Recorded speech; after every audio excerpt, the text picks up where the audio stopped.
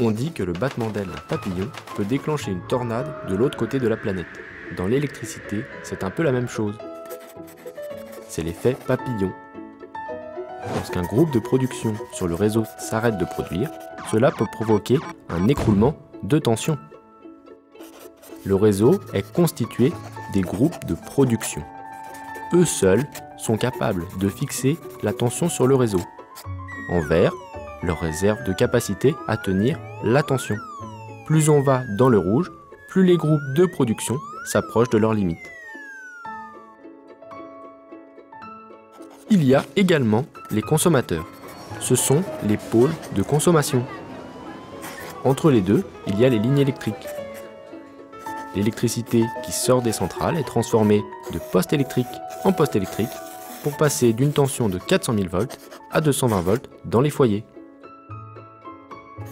Enfin, il y a les condensateurs. Ils se trouvent au sein des postes électriques et leur fonction est de soutenir la tension. Lorsque la consommation est normale, il n'y a pas de problème. Les groupes de production tiennent la tension du réseau. Le groupe de production est représenté par l'échelle, les lignes par le plongeoir et la consommation par le petit bonhomme. Dans une situation normale, le plongeoir est presque droit et la consommation pèse légèrement sur le réseau. Lorsque la consommation augmente, elle pèse plus sur le réseau. La tension s'abaisse progressivement aux endroits de consommation. Admettons maintenant qu'un groupe de production s'arrête. La consommation va peser littéralement plus lourd que les deux groupes de production restants. Elle tire la tension du réseau vers le bas. La tension baisse aux endroits de consommation. Elle baisse encore plus aux endroits les plus éloignés des groupes de production. C'est une loi physique de l'électricité. Lorsqu'on perd un groupe de production, c'est comme si l'un des supports du plongeoir s'effaçait. Même si la consommation reste identique, elle se trouve plus loin. Elle pèse donc plus lourd. Elle tire la tension vers le bas.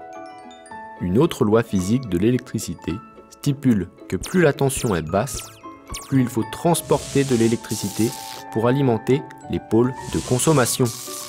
En quelque sorte, la baisse de la tension fait automatiquement augmenter la consommation. C'est donc un cercle vicieux, la tension s'abaisse encore davantage. Dans ces conditions, la capacité des groupes de production à maintenir la tension sur le réseau peut être mise à mal. Ils peuvent atteindre leurs limites de tenue de tension.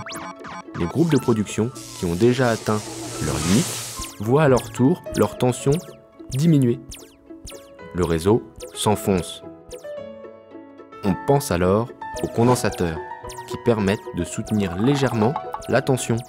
Mais problème, ils sont de moins en moins efficaces à mesure que la tension baisse. Il en faut donc un grand nombre pour atténuer la baisse de la tension. Nous avons maintenant deux possibilités.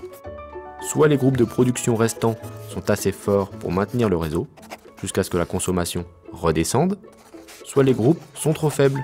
Et dans ce cas-là, le risque, c'est l'écroulement de tension généralisé, le hors tension, c'est-à-dire plus d'électricité dans toute une région.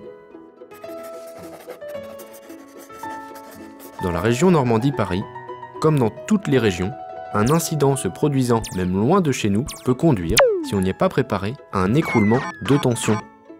C'est pourquoi nous mettons tout en œuvre pour anticiper au mieux ces risques, afin que cela n'arrive pas.